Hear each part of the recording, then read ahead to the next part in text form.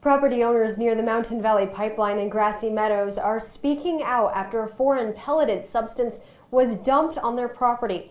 Our Haley Brown explains what this means for these organic farmers' livelihoods, and this is a story you'll only see on WVVA. A pelleted substance rains down on a farmer and his children while harvesting ginseng on their property near Grassy Meadows. And a helicopter flew over, and about 10 seconds after it flew over, pellets started to come out and drop through, pelting myself, my children. According to an EPA spill report, the pellets are Earth Guard, a product to prevent erosion and provide soil stabilization. The LaFerrier's farm, Blackberry Botanicals, is adjacent to a path cleared for the pipeline. The pellets fell over a quarter of a mile away from the pipeline path. The EPA spill report says pellets were dumped 2 more times, covering nearly 3/4 of the farmland. The injuries of the children will heal, but damage to the farm remains long after. And I asked specifically of the environmental specialist, is there anything that we can do to clean this up? And he said, no, there's absolutely nothing you can do to clean it up. The LaFerrier's say substances in the pellets aren't organic and could void their farm's organic certification, diminishing their livelihood. Non-organic black cohosh is $5 a pound. Organic is $38. And it just feels like we've been steamrolled, abused, like they just don't care. Here for you in Summers County, I'm Haley Brown, WVVA News. WVVA reached out to Mountain Valley Pipeline for comment, and so far we've received no response. But man was so conceited that he couldn't see the worth of all the other creatures who roam this lovely earth. One by one we hunted them for food and sport and greed. And one by one they disappear, each species and each breed. And all these things I give to you to keep and to protect, from the greatest of the big blue whale to the tiniest insect, to rule with love and kindness, the weak, the wild, the strong, and treat my creatures gently, only you know right from wrong. Many years had passed, the Lord came back to see the earth and his creations that he'd left so fine and free. Ah, but where are all my silver streams, the forests dark and green? There's only dust and desert for humankind to be. And all these things I give to you to keep and to protect, from the greatest of the big blue whale to the tiniest insect, to rule with love and kindness, the weak, the wild, the strong, and treat my creatures gently, only you know right from wrong. Where are all my animals, the hippo and the whale, and the fish that filled the oceans before your ship set sail, the lion and the tiger, and the elephant so tall? Oh, I left you as the keeper. Do you not recall? Get all those pellets landing. In August and September 2015, Auckland Council airily spread 1080 poison across 21,000 hectares of the Hunua Forest Park. Enough poison was dropped across the Hunua Ranges to kill over 380,000 people. Well, prior to the drop taking place, were you informed about taking water or not taking water, or whether to disconnect your water supplies?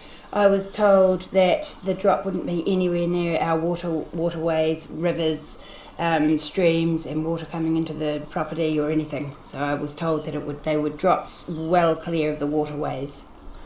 The operational toxin flight chart obtained under the Official Information Act shows that 1080 poison was dropped directly into all streams flowing into the dams and into streams flowing out of the operational area. Small buffers were in place around the dams themselves.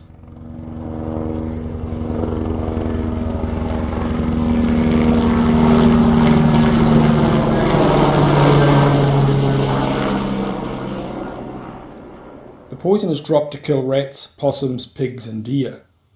The poisoned pigs, deer and possums that die in and near streams can cause delayed contamination and increased levels of E. coli as they decompose.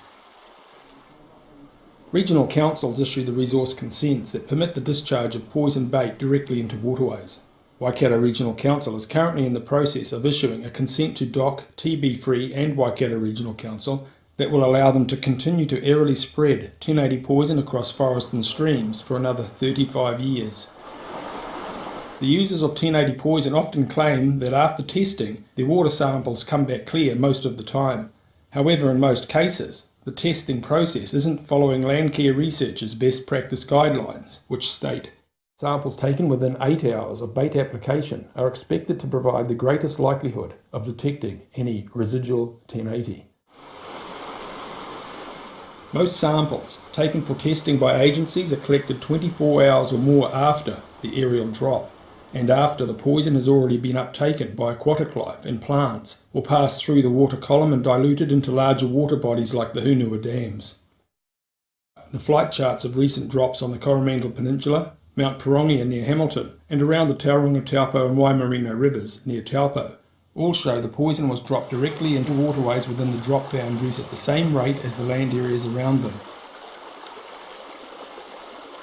In most cases, people living near the drop boundaries are not informed that the water they are drawing from the operational area has had 1080 poison dropped directly into it, or that they are entitled to mitigation. Negative water sample results don't prove the absence of 1080. They demonstrate poor testing protocols, methodology and processes, and/or inadequate testing equipment. Centre of the Auckland city's drinking water.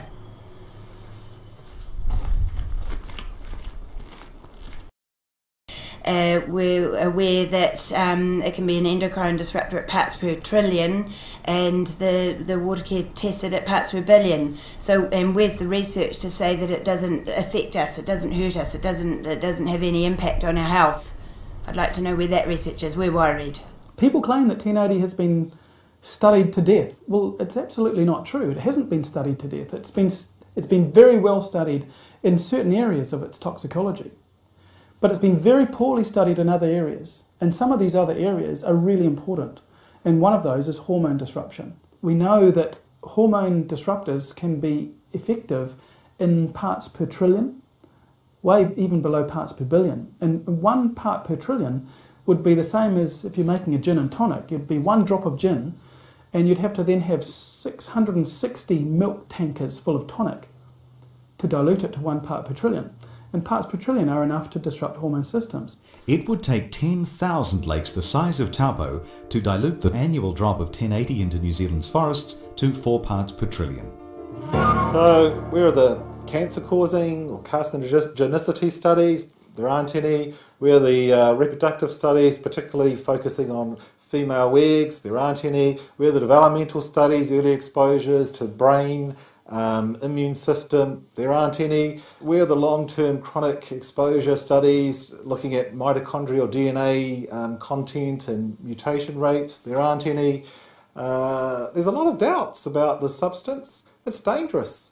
Interestingly, with the studies that have been done on hormone disruption of 1080, the one that's been used by the Ministry of Health to set the safety standard in New Zealand was one of these studies which was like going through Wellington Harbour with a net with a mesh size as big as a house, because it only looked for gross morphological defects. Looking at the design of that experiment, I would conclude that it's not possible to come to any conclusion about the hormone disrupting capabilities of that toxin using that design, because it's just fundamentally flawed. Now, in fact... Hello, I'm Jeff Patchett, known as Jack. I got the opportunity to farm up the top end of the Wairau, a farm called Mount Patriarch.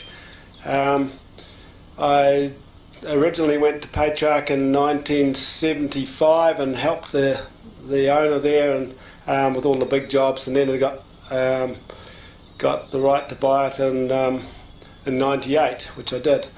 In 1997, we had one of the biggest outbreaks of bovine tuberculosis in the top of the South Island. We had 33 reactors, and I was absolutely devastated being a cattle farmer. My wife and I were, we just didn't know what to do. Animal Health Board arrived and they said, well, it's in the possums. You're going to have to do something about that, and the best thing you can do is 1080. We're planning on dropping a 1080 drop on 29,000 hectares in behind our farm, right down to Bartlett's Creek. Anyway, I was all for it. I said, look, if it gets rid of possums and my TB problem, yeah, go for it. Land on my lawn if you like. I can remember actually saying that to them. They said it targeted possums and everything else would be okay, and we didn't know anything about it. My mate had said it was a bad thing, but I didn't take much notice of him as a townie, and I didn't sort of take much notice of what he had to say. They come in and they did use the paddocks outside the house to fill the hoppers, and they worked for a couple of days and just absolutely.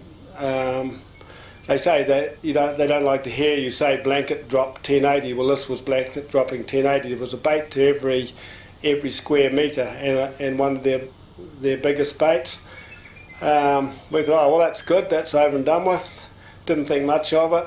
Wife and I would go for a walk around our little bit of forest block that we wouldn't let happen. Everything seemed to be okay. About 10 days later, we could actually smell the death up in the valley behind us, and met my neighbour. We went up and checked our water supply. There were 15 dead animals in there, including wood hen, deer and pigs. There were the dead birds, just blackbirds that I found first, but we found the 3 pet wood hens straight away. They were near the gate going to the neighbour's place. And then continuously for the next week or so, we were dragging animals out. Animals were dying, secondary poisoning, and we thought, oh, this is absolutely terrible. What the hell have we done? Why did we ever let these bastards ever do this? Then we thought, what about our care? Christmas time, we would always have a traditional Christmas on the front lawn, and the day after Boxing Day or the day after that was always a walk to the top of the mountain, and basically to appreciate everything that we had. So we'd walk to Mount Patriarch, and we'd see care on the mountain. The most we'd ever counted was 23. That day, that was nearly 3 months after the drop. We couldn't count them. We couldn't count one. There's just no care. We thought, oh well, maybe this is, they'd moved off or something. My son and I were up there again hunting. Months later, nothing.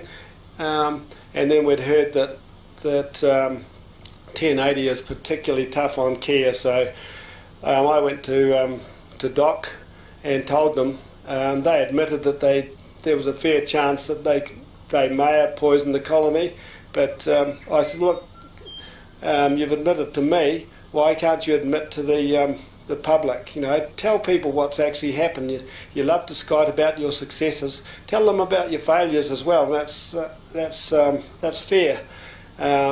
All I could get out of them was there's a good chance that we did kill your cares. Well, not my cares, everybody's cares. It was one of the saddest days of my life when I realised that those cares were no longer on that mountain. They've been there. The farm's 120 years old, and there's records, old books and things going back to a really strong colony of care on that mountain. And then for them to just kill them like that. 2004 they come back for another drop, and we were onto it this time. We said, look, you bastards have killed our cares. You've killed all our moorpork. South Island tomtit's completely gone. We're going to fight you tooth and nail. You're not coming anywhere near the place. We went to a commission. It was held in Blenheim. I put a submission in against it and told them what they'd done, but they just sat there with smirks on their faces, knowing full well that there's no proof. The commissioner, he said to me, you're too emotional, Mr. Patchett. come back with some science, you know, knowing full well that as a farmer I didn't have any science. Well, the only science I had was what I'd seen, what my family had seen and what my neighbours had seen. Looking at the design of that experiment, I would conclude that it's not possible to come to any conclusion about the hormone disrupting capabilities of that toxin using that design, because it's just fundamentally flawed. Now, in fact, the design that was used for that experiment, I wouldn't even pass that research in an undergrad level of environmental studies at Victoria University, because it just wouldn't stack up. In December 2008, the Ministry of Health released the following statement. Studies show that 1080 can cause fetal skeletal malformation, cardiomyopathy, damage to the heart muscle, and testicular effects, reduction in sperm count in animals. To date, there are no known epidemiological studies that have been carried out in relation to 1080 and potential adverse health effects on humans. I think the question we have to ask is, who do we value? Do we value pregnant females and their unborn children, if it's a human, or their unborn birds, if it's a bird, or whatever? I mean, if we value these things, and if we're concerned about them, then we need to have a close look. And all these things I gave to you to keep and to protect, from the greatest of the big blue whale to the tiniest insect, to rule with love and kindness, the weak, the wild, the strong, and treat my creatures gently, only you know right from wrong. I treat my creatures gently, only you know right.